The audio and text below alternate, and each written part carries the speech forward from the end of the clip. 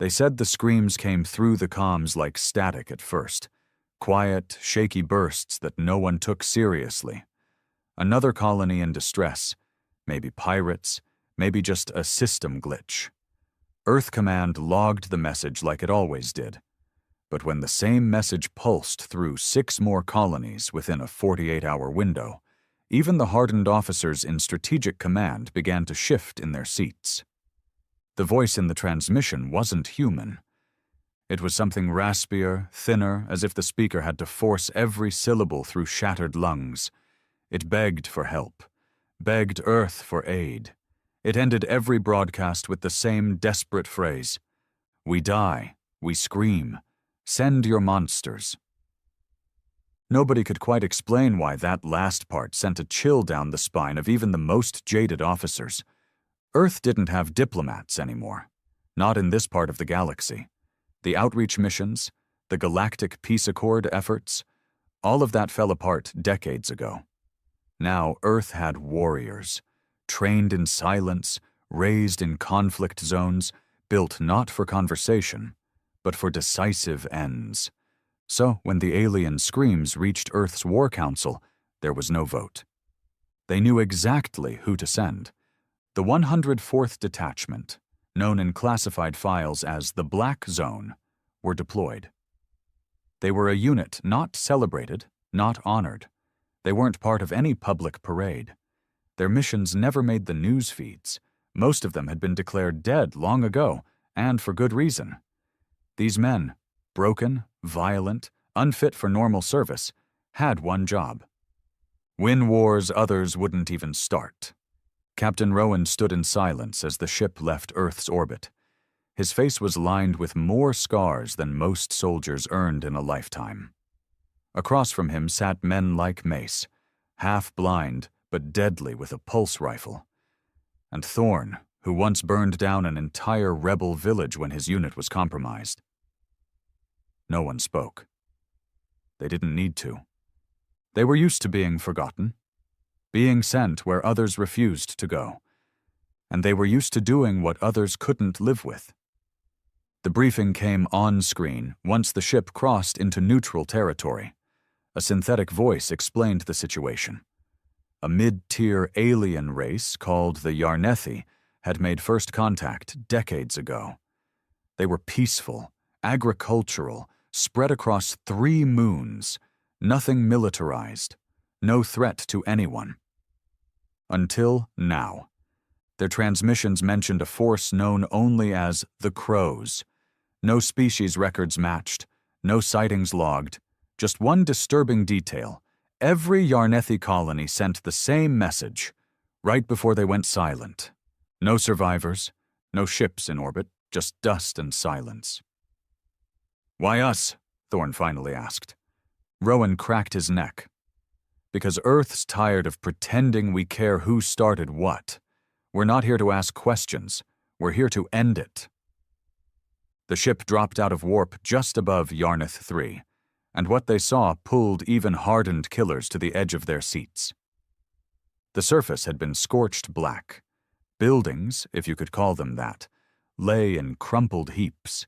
Heat signatures were nearly zero. No signs of life. But what disturbed them wasn't the destruction. It was what remained. Massive symbols carved into the soil, perfect circles, lines that stretched for miles, and in the center of the largest one stood a spire, metallic, humming, and pulsing a dull red. It wasn't Yarnethi tech, and it sure as hell wasn't human. Rowan gave the order. "Boots on the ground, stay sharp. If something's still breathing down there, we make damn sure it stops." As they descended, wind screamed across the valley. Ash blew in horizontal lines. The air was toxic. Every step crunched on burned remains. They reached the spire. Then the spire spoke. Not in words, not in language, but in pain. Every man in the detachment dropped to one knee as agony shot through their minds. Memories of war, death, screams from fallen brothers, regrets they thought buried long ago. Rowan clenched his teeth so hard they cracked. Then, just as suddenly, the pain vanished. The spire began to shift, its metal form unfolding like a predator stretching after a long sleep. And then came the voice again, not through the spire, but through the helmet radios. "You sent monsters." "Good. Now let's see if they bleed." Rowan staggered to his feet, shaking the last waves of nausea from his gut. The spire's hum faded into the ash-thick silence, but that voice, deep, ancient, soaked in something darker than hatred, still echoed through the comms. Around him, the 104th Detachment regained formation. Their eyes were wild. Sweat ran down necks that rarely trembled. These men had faced warlords, nukes, insurgents, starvation, torture. But this was something else. Mace spit blood. "That thing, whatever it is, it just crawled inside my goddamn brain." Rowan's eyes never left the spire. "That was a test. It wanted to taste us, see what Earth really sent." "Yeah?" Thorn muttered. "Then let's show it the rest of the menu." They moved in a staggered line, rifles raised, perimeter tight.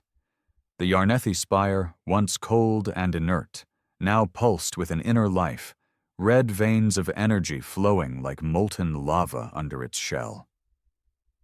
Tech sensors couldn't classify the material. It wasn't metal, it wasn't stone, and it wasn't from this solar system. The entrance cracked open like a jaw. No words, no threats, just an invitation. Rowan tapped the side of his helmet. "Command, this is Captain Rowan of the 104th. We've got non-Earth origin tech here, possible sentient artifact. Proceeding inside for threat neutralization."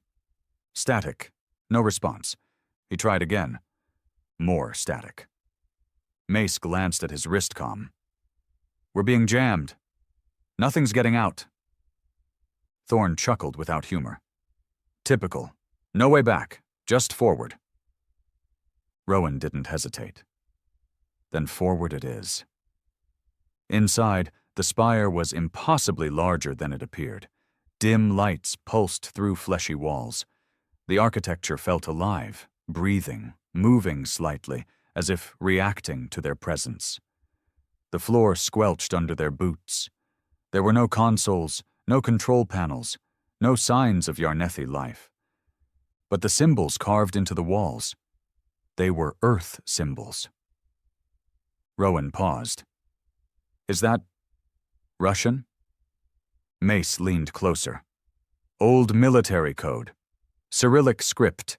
Some of this looks pre-fall. That's Cold War era." Thorn's voice dropped.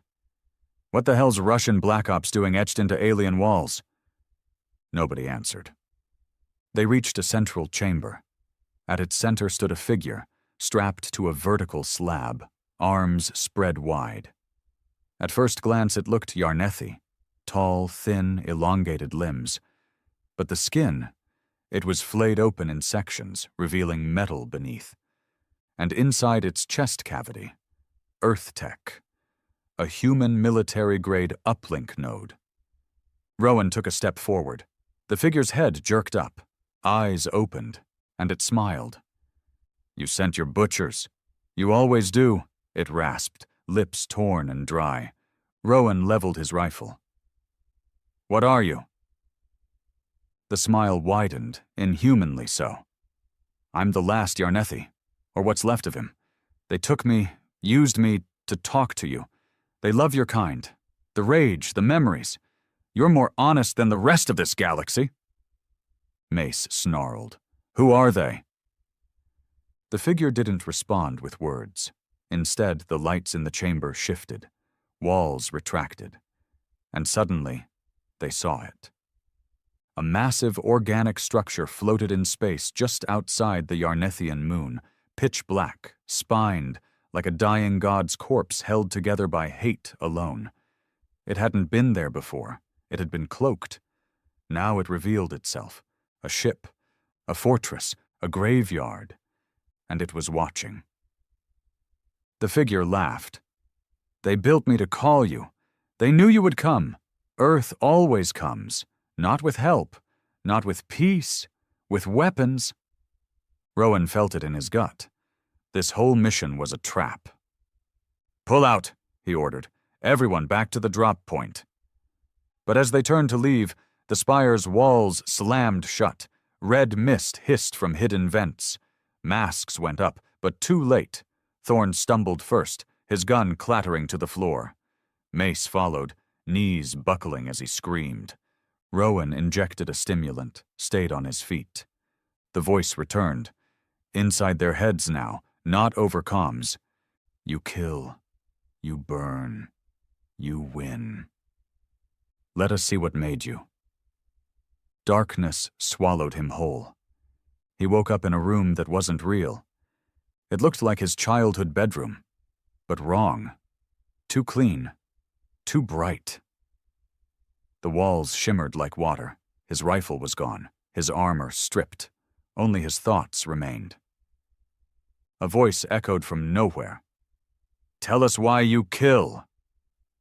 Rowan growled, "Who the hell are you?" No answer, just scenes flashing across the walls, memories that weren't his, alien wars, planets consumed, species extinguished. Each time a pattern emerged, the same presence behind it all. The crows, not a race, not a fleet, a force, an intelligence that fed on war itself. Rowan understood now. They didn't hate Earth. They loved Earth. Because humans were the best at what they craved: destruction, vengeance, endless blood. The crows didn't invade colonies to conquer. They pushed just far enough to get Earth involved, just enough to call the monsters. Rowan saw another image now, Earth's secret fleet, moving into Yarnithi space, hundreds of warships, thousands of soldiers, all walking into the trap. He screamed and woke up. The chamber was dark again. The figure was gone. Only Mace and Thorne remained, chained to the walls by tendrils of black matter. Their eyes were open, but not alive. The red mist hissed again. Rowan's vision blurred, but he fought it, tore free from the strange slime holding him down. His muscles screamed in protest. Every cell in his body wanted to collapse, but his soul burned. He dragged himself to Mace. The man was muttering, "Don't go! Don't go in! Don't send them!" Rowan slapped him hard. "Mace! Snap out of it!" Mace's eyes focused for a second. "They're feeding Cap. Off us. Off our guilt." Rowan remembered the mission on Titan Delta. The village, the screams, the orders he gave. He shoved the guilt down, buried it under rage. "They want monsters?" he snarled. "They got one." Rowan didn't hesitate. He moved. Each step brought pain. Each wall whispered memories. The time he left a wounded soldier behind. The orders he gave that led to innocent deaths. All the decisions that carved pieces out of him until nothing remained but steel and hate. He accepted it. He didn't want redemption. He wanted revenge. At the bottom of the spire was a pit. Inside it, something massive pulsed, a living brain suspended in black fluid, and around it dozens of alien corpses, Yarnithi, human, even species he didn't recognize, all wired in, feeding it. He raised his rifle, but before he could fire, the brain spoke. Not with sound, but with Rowan's own voice. "We are you. We are the echo of every war you won. You made us." The ground split open. Clawed limbs reached up. Creatures, formed from the memories of Earth's wars, began to rise. Not real, but real enough. A Russian sniper from the Cold War. A flame trooper from the Mars Uprising. A drone operator who massacred a wedding in the name of precision strikes. All of them. Him. Rowan screamed and opened fire. He tore through illusions, flesh, metal. The pit erupted. Black fluid splashed the walls. The brain thrashed, but didn't die. It spoke once more, gasping. "You are the gift Earth gave us. Now, send more." And then it collapsed. The spire shook. Systems failed. The structure began to tear apart. Rowan ran. He grabbed Mace and Thorn, dragged them through fire and collapsing corridors. The walls no longer whispered. They screamed. A dropship still waited at the edge of the landing zone, scarred, scorched, but functional. He threw his team inside and powered up the controls. The spire vanished behind them in a violent collapse, sucked into the ground like a dying heart. As they ascended, a dozen more crow ships uncloaked in orbit. But none attacked.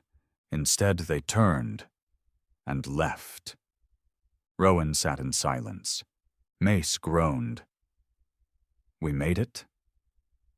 Rowan didn't answer, because he knew the truth. The crows didn't need to win.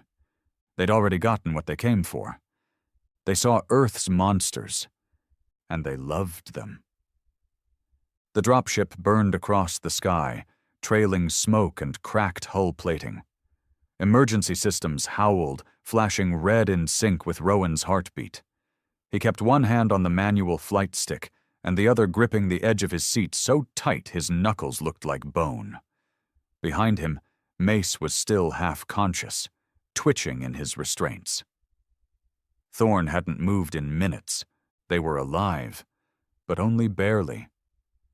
As the ship broke atmosphere and sailed past the Yarnethian moon, Earth's fleet came into view, staggered in formation, powerful, overwhelming, hundreds of warships from the Sol Dominion, all gleaming steel and nuclear engines. Each one was loaded with dreadnoughts, planetary breachers, orbital disruptors, Earth's full show of force. And they were heading straight into the jaws of a trap. Rowan slammed a fist on the comm panel.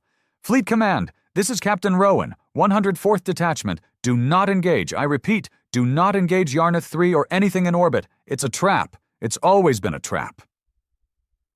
No answer. Then static. Then the brief flicker of a transmission.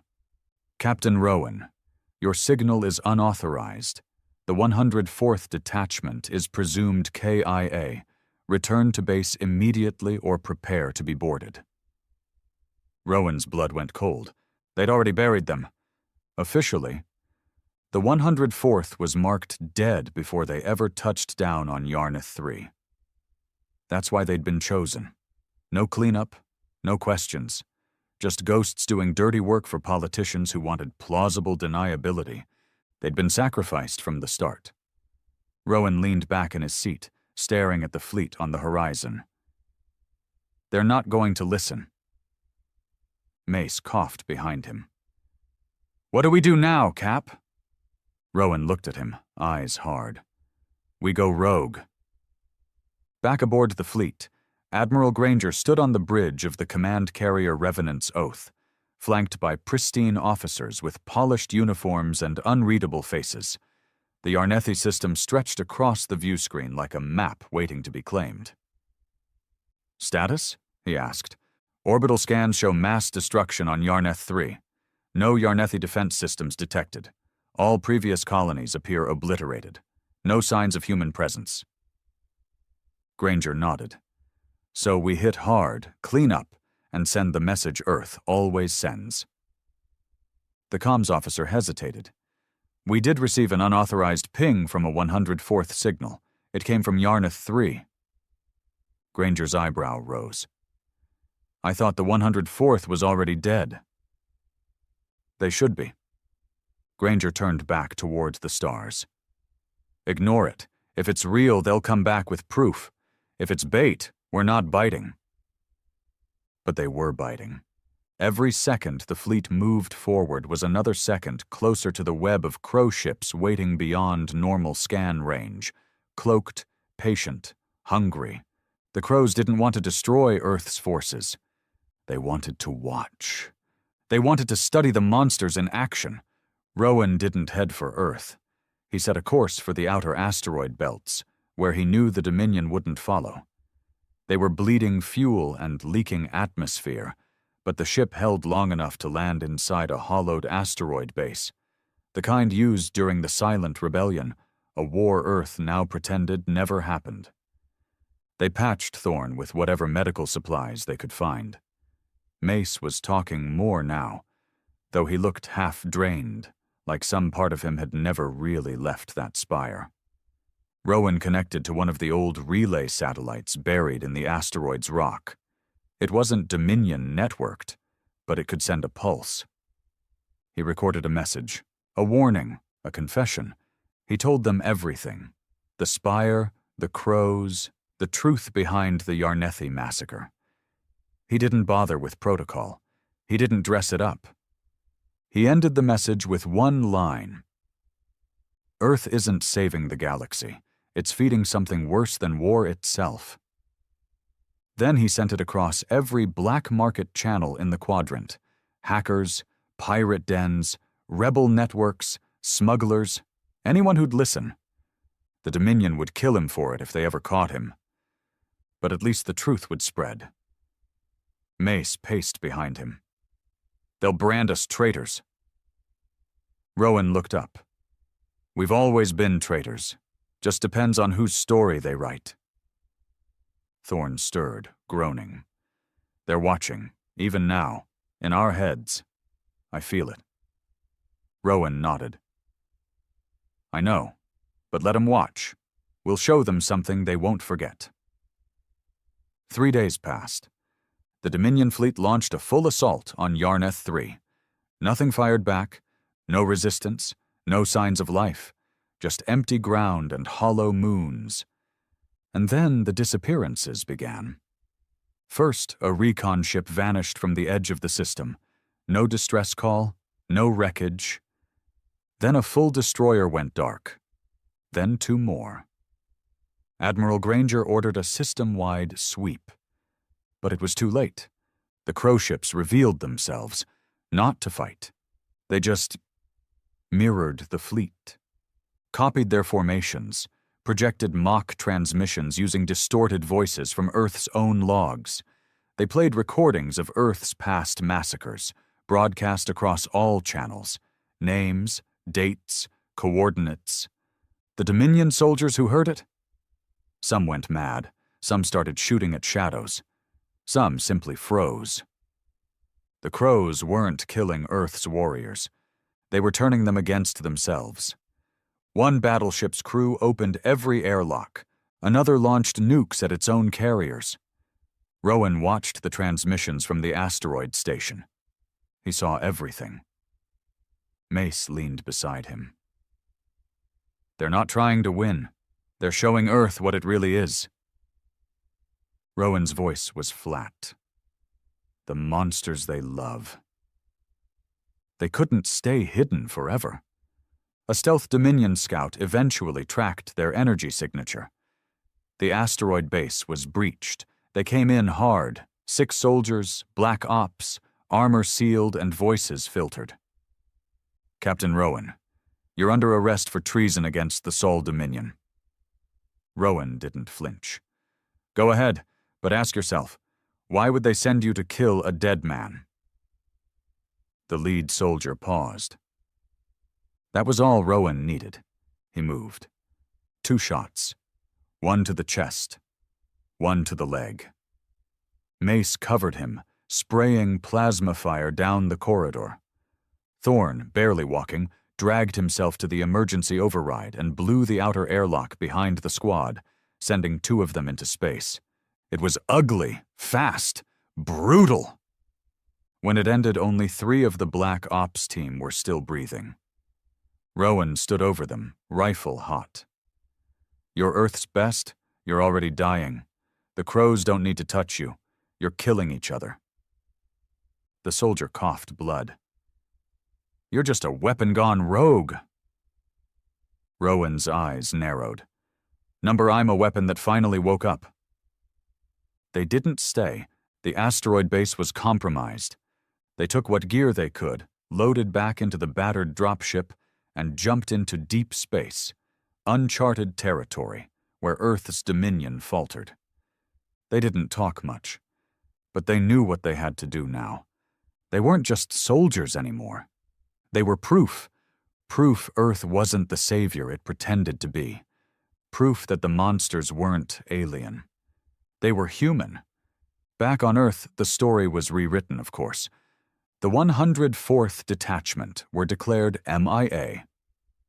Yarneth 3 was labeled a successful purge of a dangerous insurgent threat. The Crows were never mentioned. The fleet's internal collapse blamed on massive solar flares causing psychogenic disruption.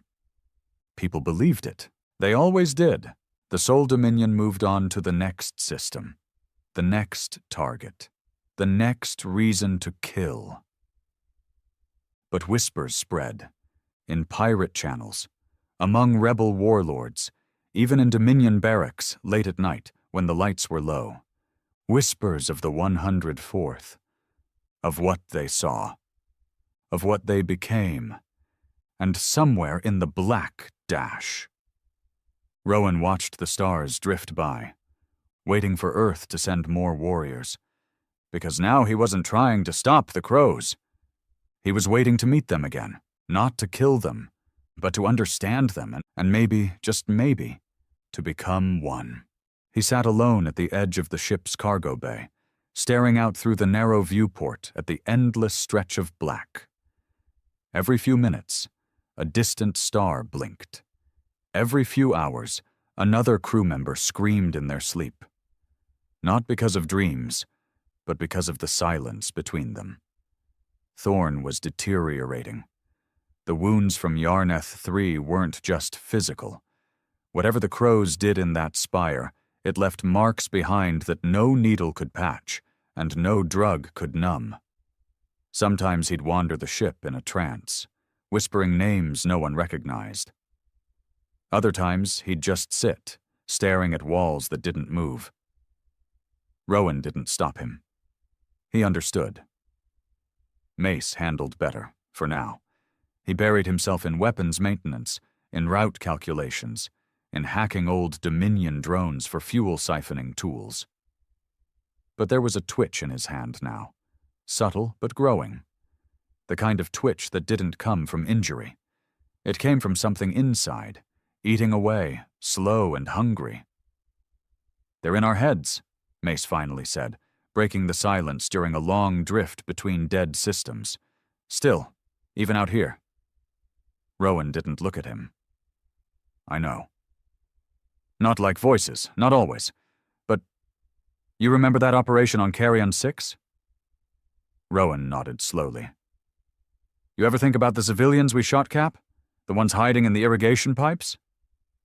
Every day. But Rowan didn't say it. "They weren't even armed," Mace muttered. "I shot a kid. She had a doll. I didn't blink. I didn't think. Now I see her. Every damn night." Rowan exhaled through his nose. "They don't give medals for those parts. Number just ghosts." They drifted into the Shedar expanse, a dead zone of long-abandoned mining colonies and forgotten satellite rigs. It was the perfect graveyard to hide in. But they weren't the only ones hiding. Rowan noticed the ping first. A soft, slow echo. Not Dominion protocol. Not even human. It pulsed like a heartbeat, irregular and raw. Thorn called it out next. "We're not alone." The signal led them to a floating wreck, the Varan, an Earth salvage ship missing for 9 years, officially lost to pirates. The reality was worse. They latched the ship manually, docking with clunking joints and hissing clamps. Rowan led the way, rifle ready, visor lowered. The inside of the Varoon was dark, stale air, wires hung like entrails, signs of a firefight but no bodies. Until the bridge. There they found them, not dead, not alive. The crew sat in their chairs, hands still on consoles, eyes open, but their mouths were sewn shut. Literally.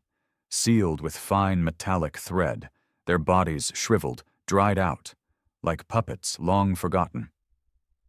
Mace recoiled. This ain't natural. They weren't killed. They were preserved. Rowan moved toward the captain's chair. A small blinking light remained under the armrest, a data recorder still intact. He plugged it into his own visor feed. Video loaded. Day 7. Something's following us. No visuals, but we feel it.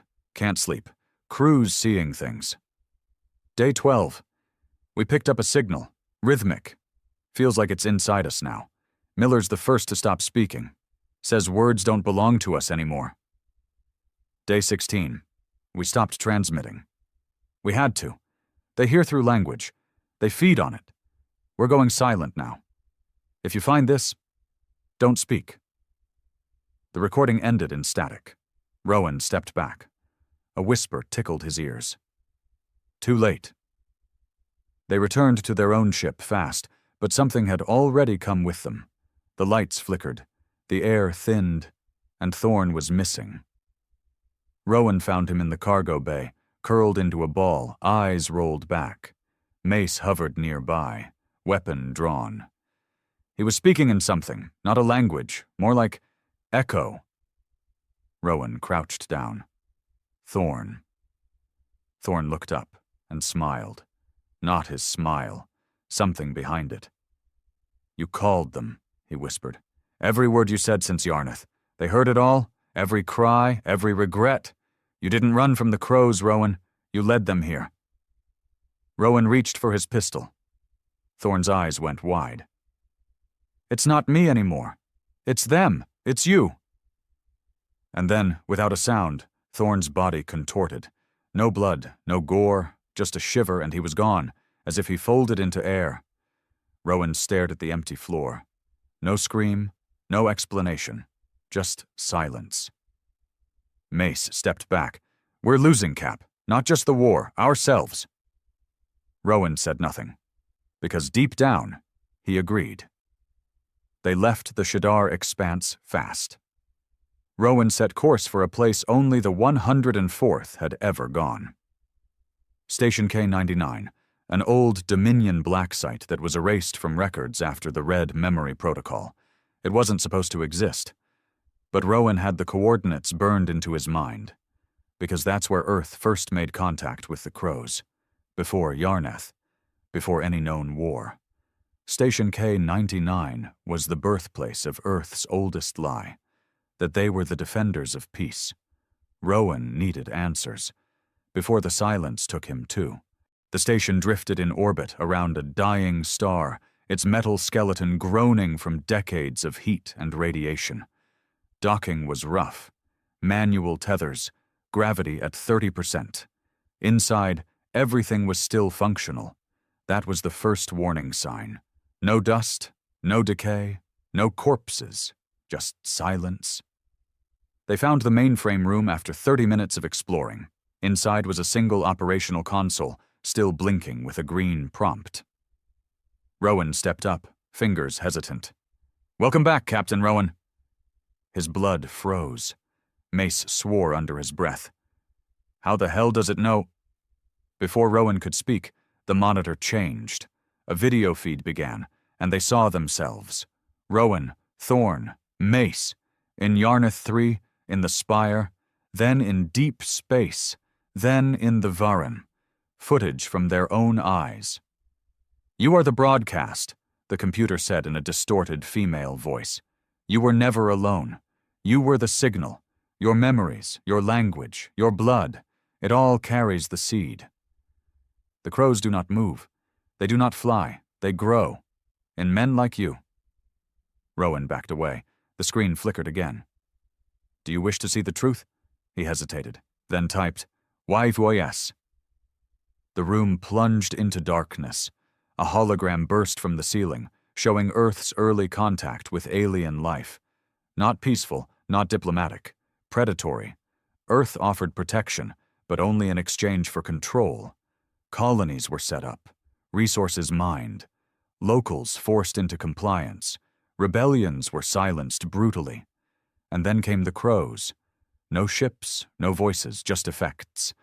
They appeared only after Earth's wars, feeding on memories, on trauma, on the ripples of death. The Dominion knew. They knew since Station K-99. And they never stopped. Because they believed the crows were inevitable, a cost of being the apex. So instead of stopping them, Earth used them. Every war fed the machine. Every soldier became a carrier. Rowan stepped away from the console, trembling. "We're not soldiers," he whispered. "We're incubators." Mace stood frozen. "Then what do we do?" The answer wasn't easy, but it was clear. Rowan turned toward the reactor controls. "We burn the whole thing down." The air inside Station K-99 was growing hotter, the vents breathing in slower intervals, like the place itself was choking on the decades of secrets buried within. The deeper Rowan walked into the command levels, the more it felt like he was inside a machine trying to forget itself. A once proud Dominion outpost now rotting from the inside out, powered by the memories of dead men and fed by the silence of survivors. Mace followed close behind, his boots echoing against the metal floor, a silence between them that had lasted too long.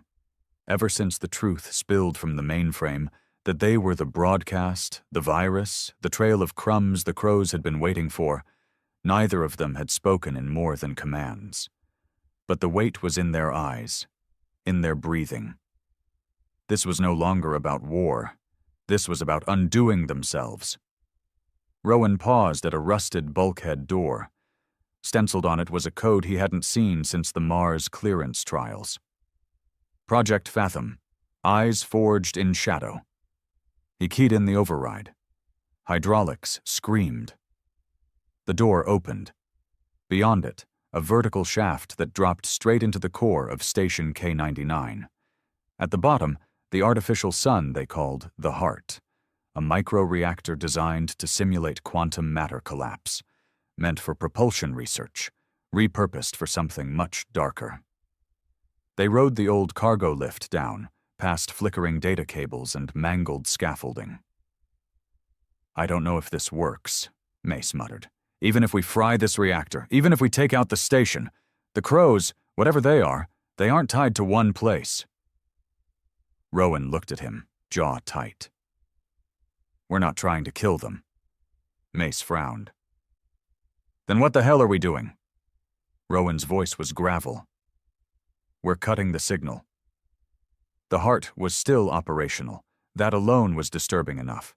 No technicians, no crews, no signs of human oversight. But the fusion sphere pulsed strong, suspended in magnetic fields above a pit of abyssal depth. All around it, hollow-eyed constructs stood motionless, part human, part machine. Earth soldiers, wired into the station, mouths sewn shut, skulls opened, exposing their neural cores. Their presence was a message. Earth had kept the broadcast alive, even after death. Rowan felt his knees tighten. They weren't just hiding this, they were using it, weaponizing what the crows fed on. Mace stared at the soldiers. "This is why they marked us dead before we even landed. Why they sent us. We weren't meant to survive Yarneth." "No," Rowan agreed. "Because if we survived, we'd ask questions." Mace turned. "And now," Rowan answered without hesitation, "we give them the answer they don't want."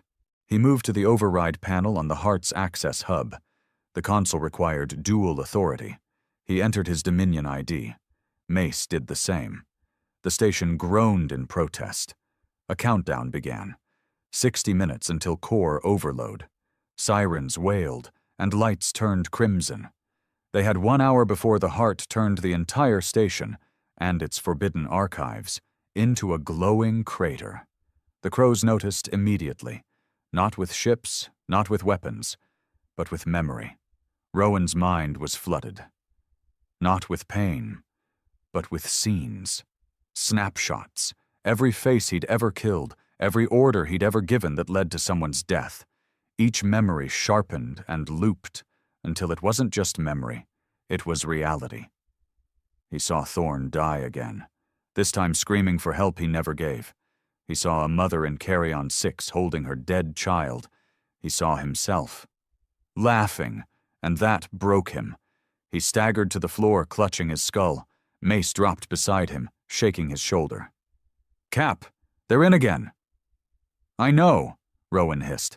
"I let them in." "What?" Rowan's eyes flared with clarity. "They've been feeding through us, through our guilt, our trauma, every kill we never questioned, but the moment we questioned it, that was the signal they feared." Mace blinked, uncertain. "You're saying regret weakens them?" "No." Rowan looked up. "Understanding does. Accepting what we are without letting it define us." He pushed himself up, breath ragged. "They want to keep us broken. We end them by taking back control." 30 minutes left. They moved to the uplink chamber. Every Dominion operation was logged here. Every massacre, every pacification of alien colonies. Footage never meant to be seen. Orders never meant to be heard. Rowan connected his HUD. The files streamed across his vision. Battles labeled as victories revealed as slaughters. Peace treaties sabotaged for resource gain. Refugee colonies bombed and blamed on rebels that never existed. Rowan didn't look away. He needed to feel it. Mace connected too. Neither man spoke for 5 minutes. When Mace finally did, his voice cracked. "All these years, we thought we were protecting humanity." Rowan turned to him. "We were protecting the lie. Then what are we now?" Rowan didn't hesitate. "The cure." 15 minutes left. They returned to the heart. The constructs were moving now, slow, shaky but aware. One stepped toward them, its voice dry, broken. "Do not end us. We are containment. We are silence. You let the noise back in, they will grow." Rowan raised his rifle. "You're already part of them." The construct tilted its head. "You are too." Then it lunged. Rowan fired once, straight through the exposed skull. The construct dropped. The others twitched. Mace shouted, "They're waking up!" A dozen pairs of sewn-shut eyes turned toward them. The constructs attacked. Rowan and Mace fought side by side, close quarters, brutal strikes. These things didn't bleed. They didn't scream. They just kept coming, like guilt incarnate, like every mistake they ever buried was fighting to stay alive. Rowan was cut across the ribs. Mace lost his sidearm. A construct grabbed him by the throat and hissed static into his face. Rowan jammed a thermal knife through its spine. 6 minutes left. Breathing hard, covered in black synthetic fluid, Rowan reached the final kill switch. "Once this goes," he said, "we won't get out." Mace leaned on a console. "You sure about this?" "No." Rowan smirked. "But I've never been sure of anything I survived either." He slammed the switch. The heart screamed. Reality twisted. They didn't die. Not the way they expected. The explosion never came. Instead, time stopped. Not in the physical sense, but mentally. Rowan blinked, and he was standing in a field. Green grass, clear skies, children playing. He recognized the place. It was Earth, home, long before war took him. And standing across from him was a man in a Dominion uniform. His own face, but younger. Untouched by horror. The crows had brought him here.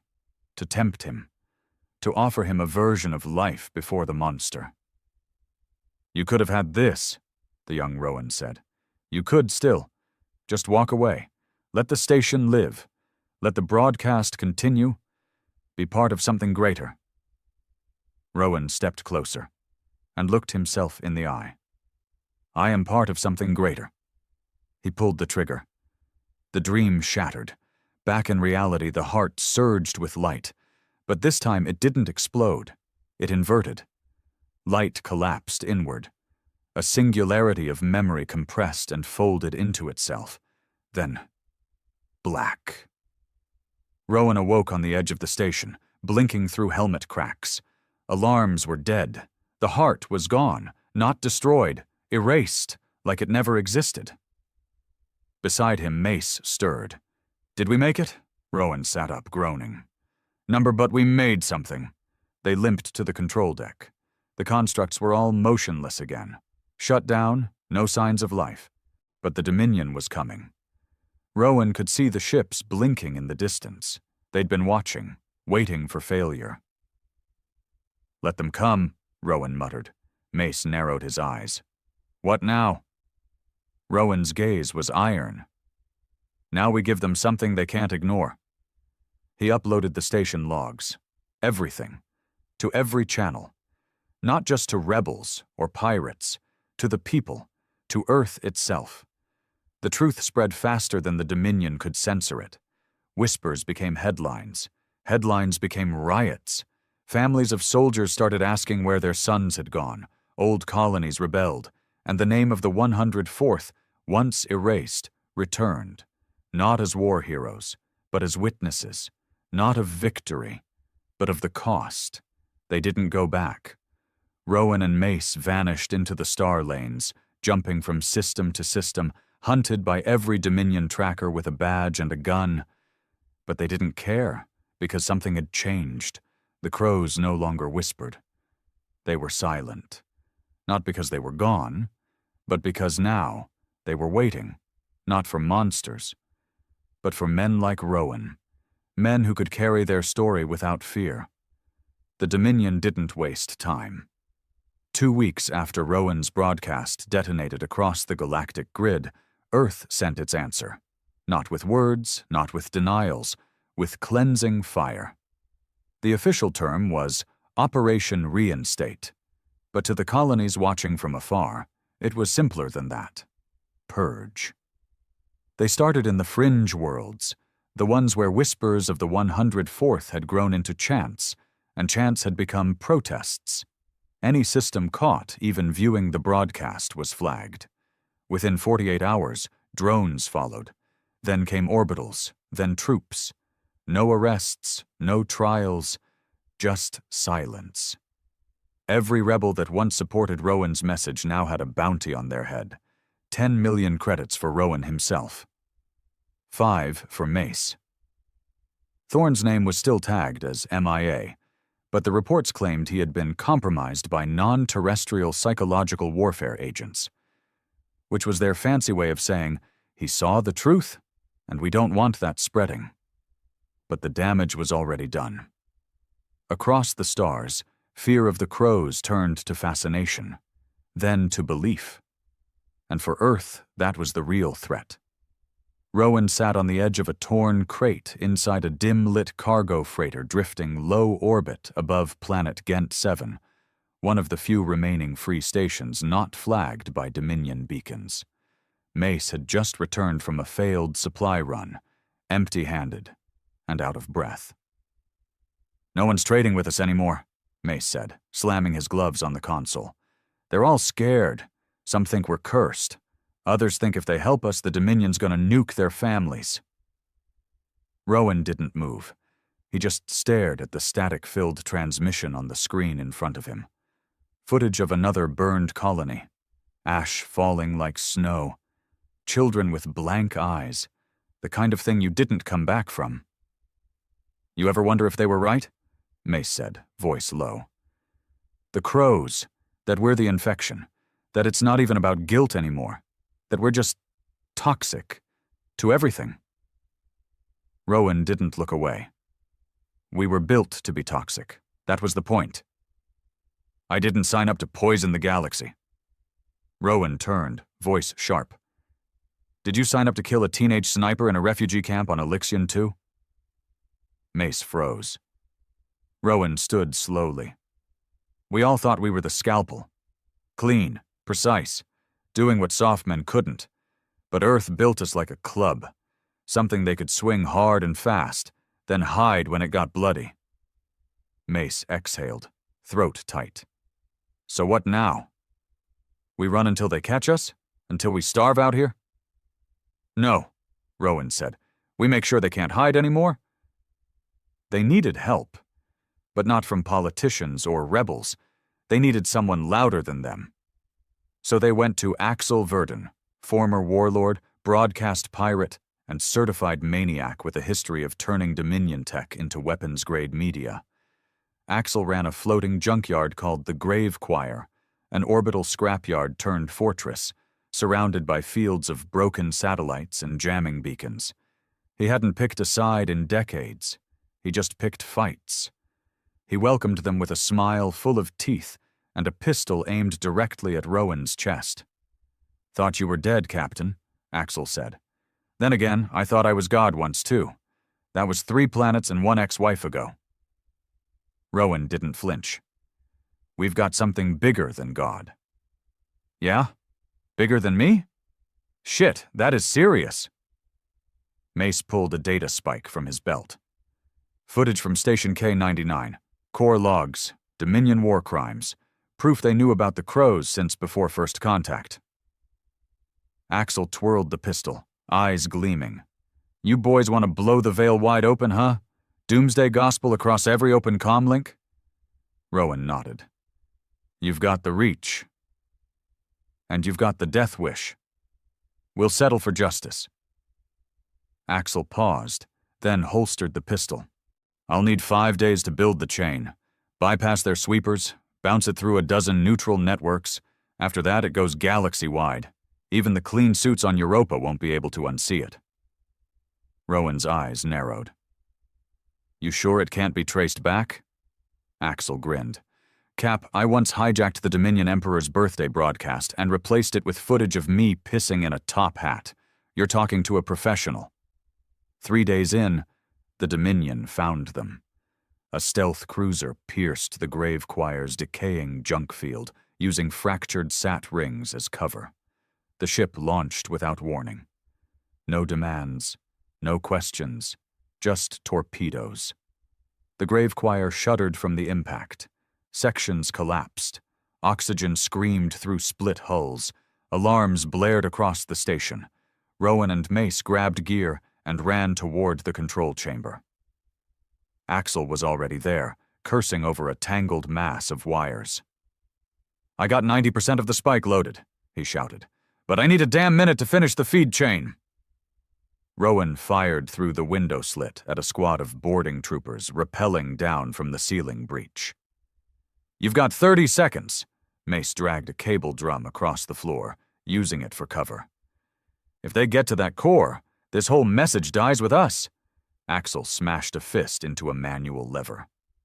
"Messages live in 25 systems. Once I finish the last hop, it goes permanent." Rowan dropped 2 soldiers, then tackled a third trying to flank Axel. His hands were shaking now, not from fear, but fury. Fury at how easy it was for Earth to erase people, to bomb stories, to delete truth like a corrupted file. He slammed a combat knife into the last attacker's neck. Blood hissed across the floor. Axel screamed, "We're live!" A blast of static burst from the wall panels. All across the system, then beyond, Rowan's broadcast lit up terminals. Axel smiled even as a Dominion drone fired straight through his stomach. He dropped, bleeding out with a satisfied grin. Rowan grabbed the console and hit one final key. Send to all. The data spread like wildfire. K-99, Yarneth, the Varun, the truth of the Crows. Rowan's voice narrated it. Raw, angry, honest. Not polished, not politically clean, just real. And in that rawness, people listened. Within hours, 5 Dominion colonies went dark in protest. Within days, uprisings began. And across every Dominion fleet, soldiers began to ask questions. That was what Earth feared most. Not rebellion, but doubt. Mace dragged Rowan out of the burning station. They didn't speak for hours. They found a derelict mining hauler, hijacked it, and set course for deep space again. But something felt different now. A weight shifted. For the first time, they weren't running. They were waiting, and the galaxy was watching. Rowan leaned back in the pilot's seat, blood drying on his arm, ribs cracked from the fight. Mace glanced over. You think it's over? Rowan shook his head. It's just beginning. Mace exhaled, chuckled once. Still got that Dominion bounty. They'll throw whole fleets at us now. Rowan turned toward him, eyes tired but alive. Let them. Somewhere in the black, a crow ship stirred. It had not moved since the fall of Yarnith, but now it unfolded from its cloaking shell, not to feed, not to chase, but to listen. Because finally, Earth's monsters were not just killers, they were witnesses. The stars were never silent again. Not after the broadcast. Rowan could feel it in the airwaves, every transmission crackling with tension, with rumor, with revolt. Planets he'd never heard of were now lighting up Dominion channels like wildfire. Protests on urban moons, riots inside military installations, even quiet colonies, the kind that used to wave Earth's flag like gospel, were starting to raise questions. And Earth responded the only way it knew how, with steel, with flame, with orders signed in blood. Rowan sat in the captain's chair of the stolen hauler, watching from orbit as another Dominion cruiser hovered over a planet below. Aurelia Prime, once a hub of commerce, now labeled an internal threat. Civilians packed into underground vaults. Soldiers marched door to door under pretext of containment. He didn't even need comms to know what was coming next. Mace stood at his side, helmet off, jaw locked. We should do something. Rowan didn't answer. Because he'd learned something in the last few weeks. This wasn't a war. This was a reckoning. You couldn't shoot your way through something like this. But you could burn the right fuse. He reached into his chest rig and pulled out a small black cube. The final piece of K-99's archive. He hadn't transmitted it. Not yet. This wasn't for the people. This was for the Dominion. A kill switch, encoded with the names, orders, and biometric signatures of every Earth general, admiral, and high-ranking executive that had signed off on the Crow operations. Some of them were already dead. Most were still in power. It was the one thing Rowan hadn't released. Because this wasn't evidence, it was leverage, and he finally had a reason to use it. The Dominion didn't wait long to respond. Less than 12 hours after Aurelia's suppression order was signed, the Oathkeeper arrived in low orbit, a high black assassin ship, rarely seen, never mentioned. When an Oathkeeper deployed, it wasn't to negotiate, it was to erase. 3 sleek pods launched from its belly, piercing the void toward Rowan's stolen ship. They didn't bother broadcasting their demands. These men were operatives, trained killers bred in the same pits where the 104th was forged. But colder, more efficient, unburdened by memory, conditioned not just to survive, but to purge history itself. Rowan stood in the center of the hauler's cargo bay, body armor strapped tight, rifle slung, blade sheathed at his hip. Mace checked their remaining gear. 4 charges, 3 rifles, 2 sidearms, no backup. Rowan muttered, 3 incoming. Fast, tactical insertions. Mace nodded. Probably ex-shadow teams. They'll want us alive, for a minute, long enough to interrogate. Then, recycle. Rowan gave a small nod, voice low. Let's not give them that minute. The first pod sliced through the hauler's hull like a scalpel, lodging into the central walkway with a hiss of released pressure. Rowan moved before the hatch could open. He tossed a flash charge directly into the entry point and dropped to a knee. Boom. The hatch blew inward as the charge detonated, white light and concussive shock disorienting the first operative. Rowan fired once, then again. First shot took the man's leg at the knee. The second hit him center mass through the armor's weak seam. No screams, just dead silence. The second pod tore through the medbay, shattering everything inside. Mace met the next operative head-on, sidearm blazing, retreating to the control room. He hit the emergency decompression seal, luring the intruder into the medical chamber before venting it into vacuum. A human body went flying into space. 2 down. But the third was the worst. He didn't come in guns blazing. He came silent.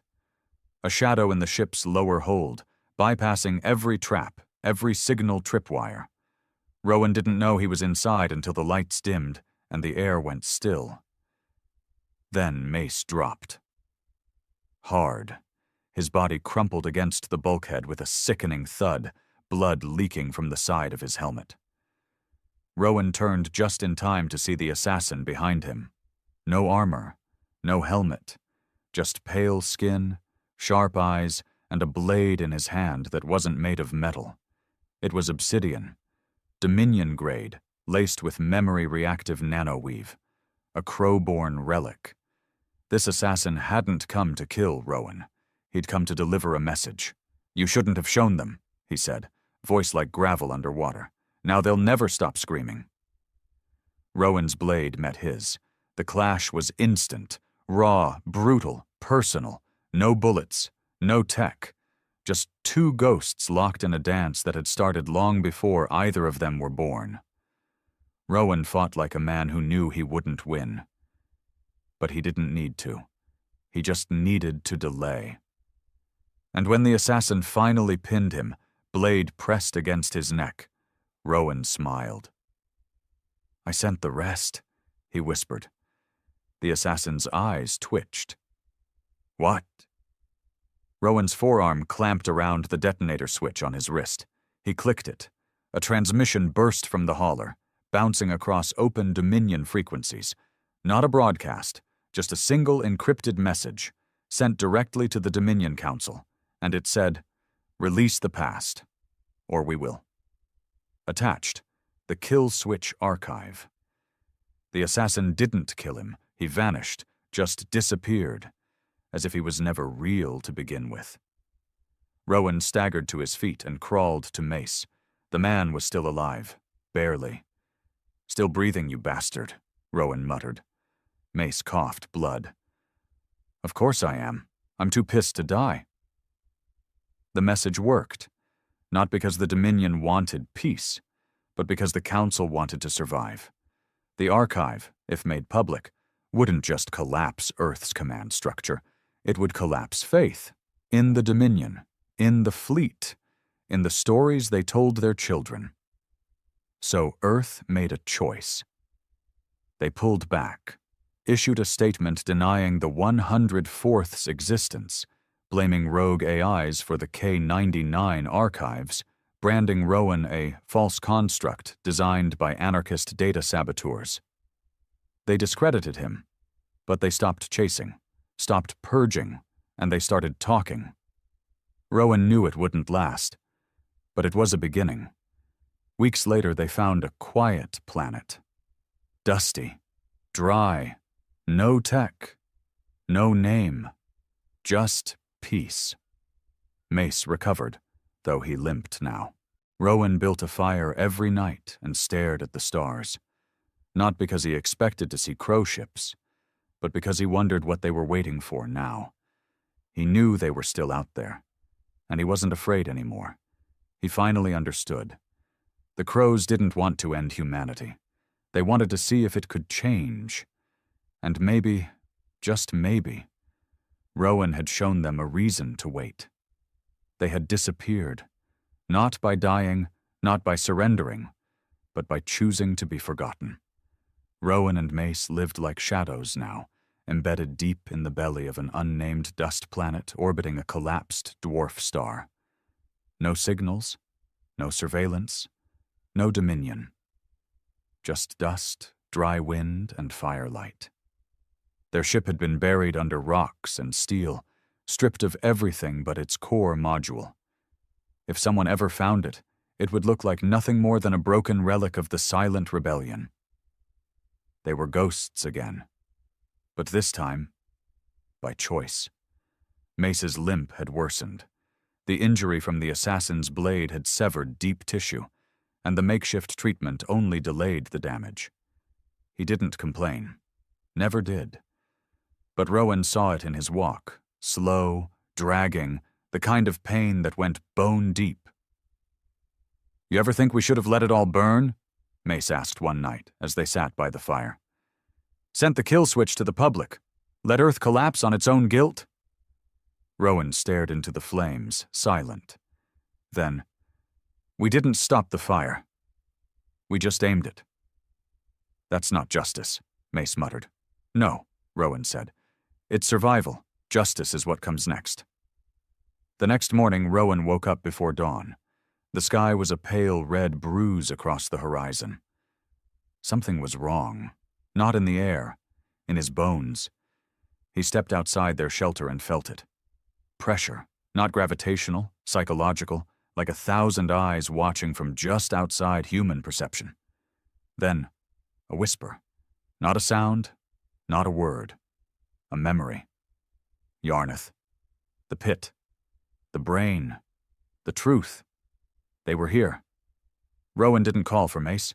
He just walked, past the ridge, over the rocks, to a clearing where nothing should have existed. And yet it did. A structure, standing silent, perfectly circular. Matte black, 10 meters tall, identical to the first spire on Yarnith 3. The crows had come. But not as conquerors. As witnesses. Rowan stepped closer. The structure opened, not violently, not dramatically. It simply folded, like it had been expecting him all along. Inside, nothing. Just a smooth floor, curved walls, no interface, until he stepped in. Then the chamber shifted. Lightless, weightless. And then he saw them. Not bodies, not beings, just presence, like reflections that didn't belong to him. Hundreds of figures standing in a line, stretching into eternity. Some looked like soldiers, some looked like victims, some like him. And one stepped forward. Not a crow, not human, just formless emotion given shape. "You have shown us fracture," it said. "A break in the cycle." Rowan didn't speak. "Earth created monsters. You made silence, then broke it. Others are watching." Rowan finally asked, "Why show yourselves now?" The shape didn't move. "You were never meant to see us, not at the start. But now, the signal is yours." Images flashed around him, faster than thought. Planets rising, falling, governments dissolving, empires built on myth, and in everyone the same thread, control through fear, power through silence. Then, a voice, his own, broadcasting the K-99 archive, broadcasting truth. "You are not forgiven," the presence said, "but you are heard." Rowan nodded once. That was enough. He walked out of the spire hours later, or maybe minutes. Time didn't behave inside that place. Mace was waiting near the ridge, pistol ready. Rowan held up a hand. "It's done." "You saw them?" "They saw me." Mace looked at the spire. "What now?" Rowan didn't answer right away. Then, "We go back." Mace blinked. "Back? To what? Earth still wants our heads. The fleet's fractured. The colonies think we're ghost stories."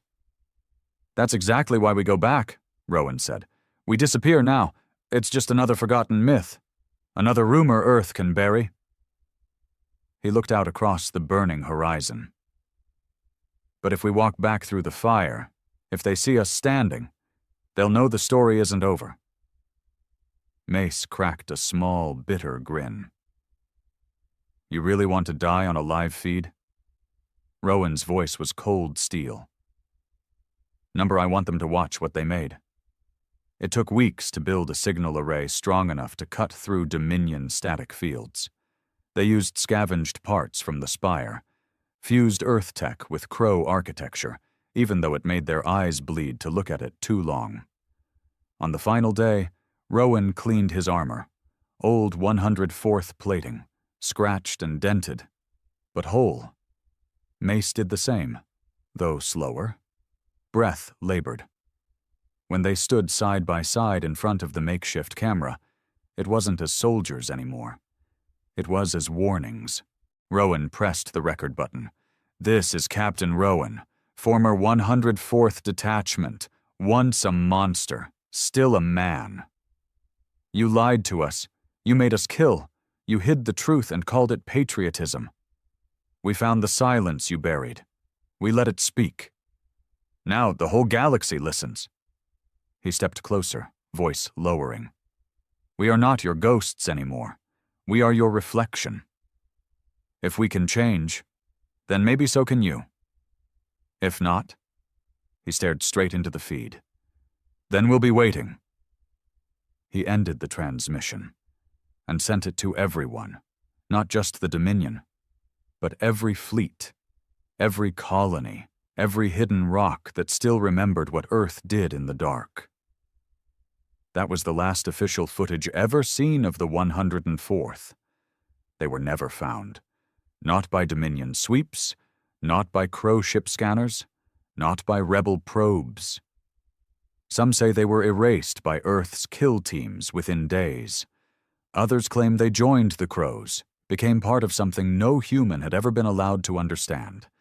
But in time, the war began to change. Earth's grip loosened, the Dominion fractured, not because of armies, but because belief broke. The stories no longer held. The heroes looked more like monsters. And the monsters? They started to look like men. Years later, in a classroom on a colony that used to fear Earth, a child would ask, "Did the 104th really kill thousands?" And the teacher would reply, with a heavy pause, "They did, and they paid for everyone." Then a second question. Were they the bad guys?